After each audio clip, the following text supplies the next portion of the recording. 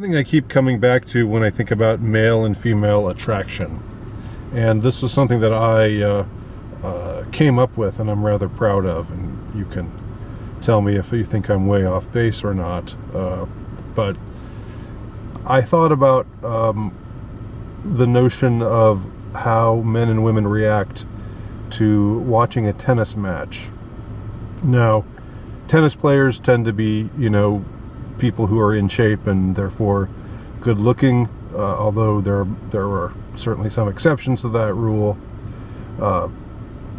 And of course, looks are always, to a degree, a question of taste and subjective and so forth. But there still are some what are thought of, standard representations of beauty or handsomeness or whatever. And I think a lot of tennis players would embody these ideals to a large extent. Being people who are in really good shape, being athletes, being people who can last, a grueling number of hours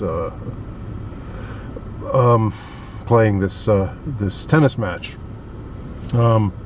So I thought of how, for men, watching two female athletes play tennis, who are they more likely to be attracted to?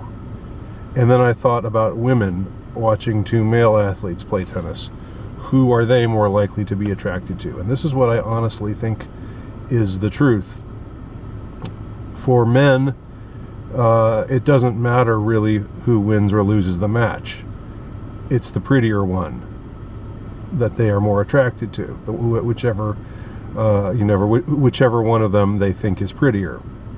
That's the one that they'll end up, thinking about, fantasizing about, just otherwise seeing in a sexual manner. For women, it doesn't matter so much what the two guys look like who are playing, but if one guy kicks the other guy's ass, the winner is going to be the one that women are more attracted to. So men are more attracted to looks, women are more attracted to winners. I mean, I think that is the cold, hard, ruthless truth. So there are probably exceptions to this rule, but I do think this is the rule, generally speaking. And this tennis match that this hypothetical tennis match or real tennis match, if you like to watch tennis, if you're a fan of tennis, I'm not particularly a fan. My father was very good at it.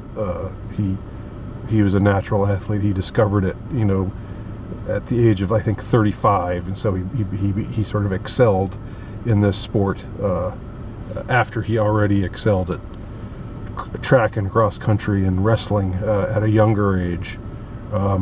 I didn't pick up any of my father's athletic skills, unfortunately. It skipped a generation with me. But I don't know why I mentioned that. That's neither here nor there. I don't know. But anyway, I really do think that my metaphor is correct. Not metaphor. My example is correct, and that it applies to other walks of life as well.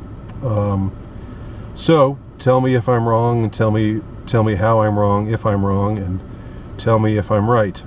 I think that this would tend to militate against what some in the incelosphere, and I don't use that term as a put down, but just as a description. I think that a lot of them just think looks are everything.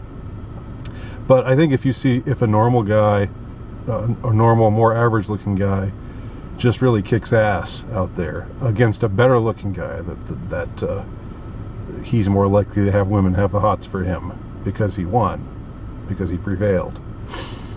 All right.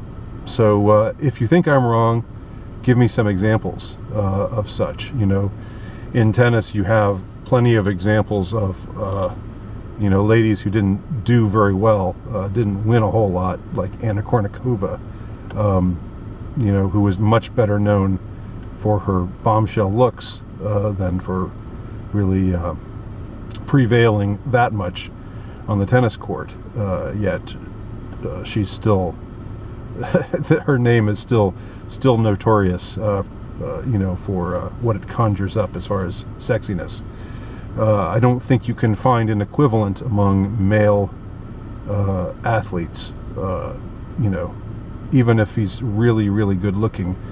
If he's not winning that much, he's not really that high on the totem pole.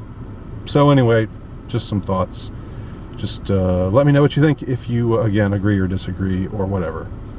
Andy Nowicki, altrightnovelist.com.